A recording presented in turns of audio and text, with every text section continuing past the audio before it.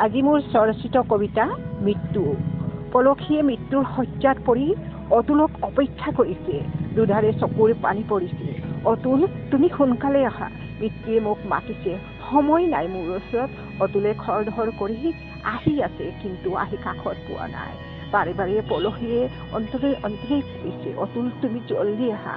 জীৱনৰ শেষ নিশা তোমাৰ ছবিখন চাই মই ল'ব বিচাৰোঁ। মৃত্যু তুমি খন্তেক ৰোৱা। মই অতুলৰ ছবি নয়নত লৈ মৃত্যুক সাৱটি ল'ব বিচাৰোঁ। অতুল কাষত আহি পায়। অতুলক দেখি এক পিচিকিয়া হাঁহিৰে পলসীয়ে চকুৰ পৰা পানী ওলাব ধৰিলে। অতুলে কান্দি বাগৰিব ধৰিলে।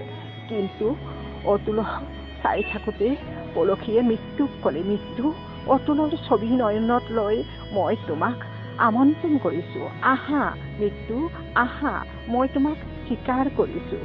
আজি মই সুখী। জীৱনৰ পুনৰ জন্ম ল'বও পাৰোঁ, নল'বও পাৰোঁ। হয়তো অতুলৰ লগত মোৰ জীৱনৰ কোনোদিনেই দেখা নহ'ব, কিন্তু আজি অন্তিম বিদায়ত অতুলক দেখি মই মোৰ অন্তৰত শান্তি পালে। আহা মৃত্যু, আহা, মোক সাৱটি লোৱা, মই তোমাক স্বীকাৰ কৰিছোঁ। এই বুলি কৈ পলসীয়ে অন্তিম শ্বাস ল'লে। আজি মোৰ কবিতা ইমানেই। বন্ধু বান্ধৱসকল, কবিতাটো কেনেকুৱা লাগিল জনাবচোন। ভাল লাগিলে লাইক, শ্বেয়াৰ আৰু কমেণ্ট কৰিব নাপাহৰিব।